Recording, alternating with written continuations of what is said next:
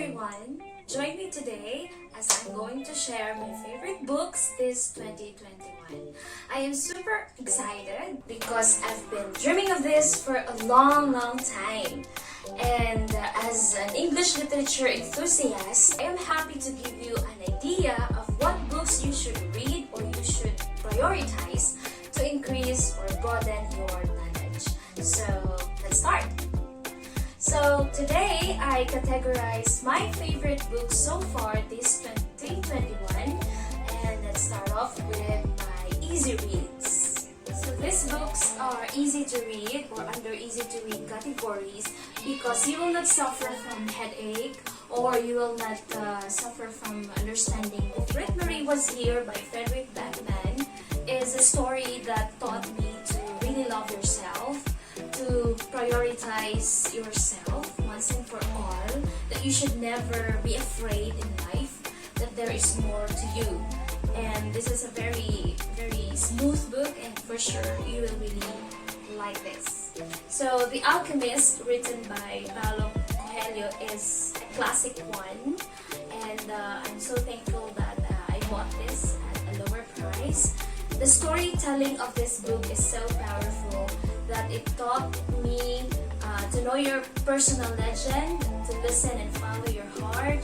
Real treasure is within you, and dream. Life is always interesting. When you have dream, live at the moment, listen to wise people, don't be afraid, and learn the language of the world. There are a lot of things and good morals in this story.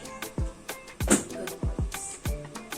And last, The 5 People You Met in Heaven. I'm sure you guys nabasa nyo na to, so there's no need for me to add on that note, but for sure, lahat tayo napaiyak sa kwento ni Eddie, right? So this gives me an idea, that death is real and death is not scary. It's not scary, really. And our second book category is our Asian literature. And there's one word to describe our Asian books: remarkable. Asian writers are very unique and special in its own way na talagang na-touch po ako. So I have here Japanese books, Vietnamese, we have books from Vietnam, from Singapore. Unfortunately, nasa Shopee pa po yung ating Filipino books. So, yun. So, let's start with The Bride Test by Helen Hoang. So, The Bride Test is, the setting of the story is in Vietnam. We have our main character is Esme. That is her English name. And her Vietnamese name is Mel. The Bride Test by Helen Hoang. This is my first Asian book. Here in this book, we are following our main character, which is Esme or Meling in Vietnam. Now, Esme was offered to become the bride of Kai. Isn't it lovely? Kai happened to have autism, so Kai doesn't have feelings at all, or he don't know how to process those feelings. So that's the job of Esme, exactly, to teach Kai on how to love and how to express those feelings, that there is more. To life. So this is a very sexy story, so you have to be very careful in reading this because this is for adults, I guess. So our second Asian book is Amal, Unbound, written by Aisha, Saeed. So this is a story of a Pakistani girl, a girl living in Pakistan, 50-year-old girl, and she wanted to become a teacher because education is merely not so popular, or education is limited to women. So women are not really privileged to go to school, but men, on the other hand, they are allowed to go to school and go to university or go to college. So one day, just to make the story short, the plot of the story will give you an idea that, I will give you an idea. Now one day, Amal made a mistake because he stumbled upon the ruling family in Pakistan, and she insulted that person. And ang kabayaran nun is that Amal was taken, sold actually, and spent her life serving that ruling family in Pakistan. So her dream fades away, nawala lahat ng mga gusto niya. So you have to find out how Amal struggled and conquer those pains na na-encounter niya in order for her to become successful. Okay? Next, we have Rich People's Problem from Kwan, or author Kevin Kwan. This story is a Singaporean story. This is a very humorous story, nakakatawa. Ito ay kwento ng mga mayayaman, rich is rich. Na-enjoy ko yung mga famous brands and famous murals and famous people and places mentioned in the book. Kevin Kwan is also the author of Crazy Rich Asian. So, in this book, you will find out that simple lang ang problema ng mga rich people. But at the end of the day, ang ganda ng moral ng story because at the end of the day, money can't give them everything. Family is true richness. Next is our Japanese books. We have Memoirs of Geisha by Arthur Golden, and I like this book. Sobrang ganda. And we have Kafka on the Shore by Haruki Murakami, Norwegian Wood by Haruki Murakami, and Then Without Women by Haruki Murakami. Sobrang in love na ako kay Haruki Murakami, kaya nakabili ako ng 3 books niya, and sulit po talaga. I guess Haruki Murakami is my favorite author. So far, wala pang nakatalo sa kanya. Why? Because Haruki Murakami is very different. Iba yung writing style niya, iba yung yung storytelling na ginagawa niya. Talagang, ito lang yung mga books niya, especially Kafka on the Shore. So, Haruki Murakami, I really like him. I really love him. He is my favorite author so far, or this 2021. Why? Because I find his writing very unique. Iba yung storytelling niya. Only Haruki Murakami can make you dream the characters, the scenario in a very good way. Ito lang yung mga stories niya na talagang mapapanaginipan mo yung eksena, mapapanaginipan mo yung characters, na as if you are in that story. And I don't know paano niya yun ginagawa, but really, so interesting and so intriguing. Lahat ng mga concepts niya, these are all fictional pero may touch of reality. Name it, there's love, romance, depression, suicidal, self-actualization, loving yourself, success, parallel universe, magic, lahat ng gusto mong genre or theme, nandito lahat sa libro niya. In Kafka on the Shore, it's so bizarre, kakaiba. Merong character dito, we have Kafka on the Shore. Kafka na meron siyang gift na makipag-usap sa aso, makipag-usap sa pusa, makipag-usap sa, there's fish flying from heaven, leeches flying from heaven, and it's so funny. Yes, Norwegian Wood, sobrang ganda. Talagang hindi mo ma-explain kung gaano siya kaganda. Basta you have to read this, Norwegian Wood. So detailed and so real yung pagkaka-explain niya sa mga kwento. So our last category is our dystopian literature. We have George Orwell, 1984, Handmaid's Tale by Margaret Atwood.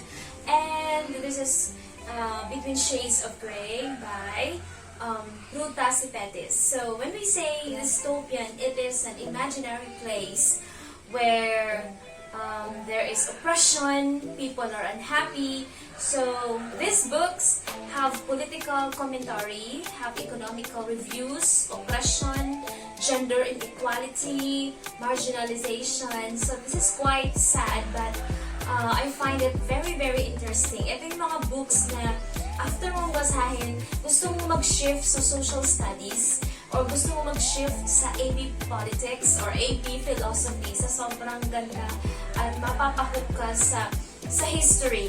Okay? Sa history and sa government. Because the situations happen here in this book can happen to us at the moment or at present. So, George Orwell, 1984, this is a very strong or a very powerful book about politics, about government, kasi yung mga, yung sinabi ni George Orwell dito, talagang pwedeng mangyari sa atin at present. So, I found out that this book is recommended also by my bias in BTS, which is RM.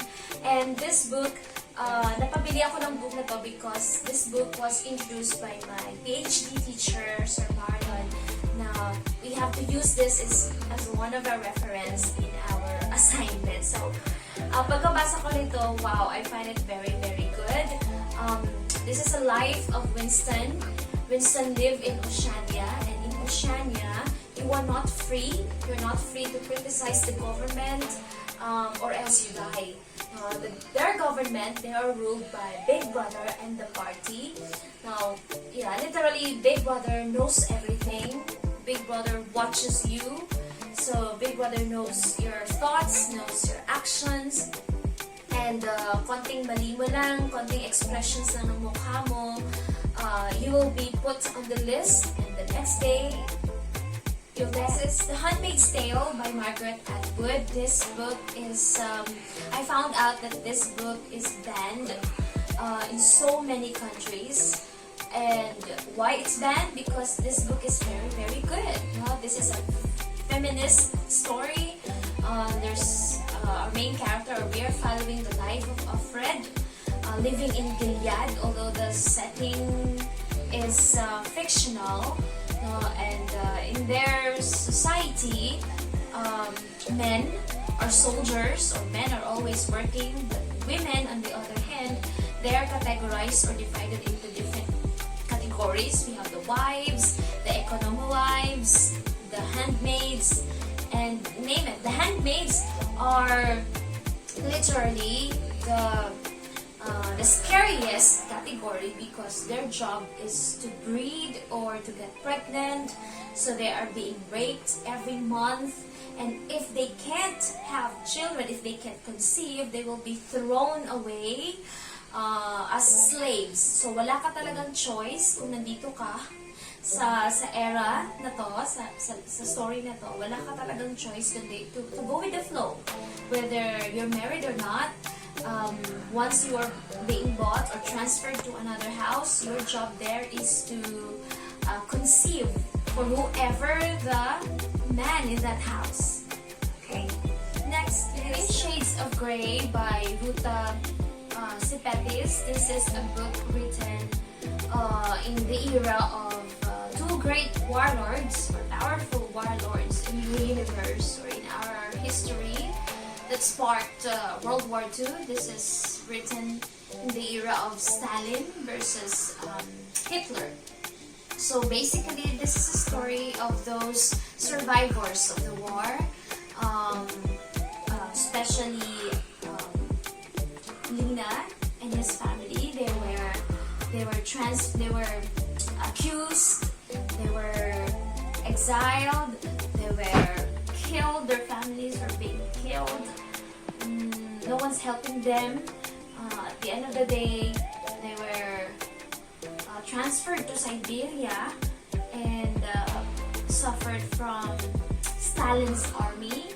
And it's a very sad story, but I find it hopeful. This book is full of hope. This book is full of courage, love, and forgiveness. Although the setup is during World War II. So, as I tell you earlier, these dystopian books are very good books. It has a powerful political reviews na mapapaisip ka, tama no? And mapapaisip ka and mapapasabi ka na lang, thank you Lord, because nabuhay ako in this generation wherein war is and colonization is not anymore in the mindset of people. What's in our mind right now is internet, social media, technology, and so on. But before, their mindset is all about war, surviving, struggling, starvation, something like that. So, thank you. So, that's it. I'll wrap it here. And thank you so much for listening to me. I hope it gives you an inspiration on what to read next. And add these books to your list, your next reading list. So, thank you everyone. Have a beautiful day and we will see each other next time.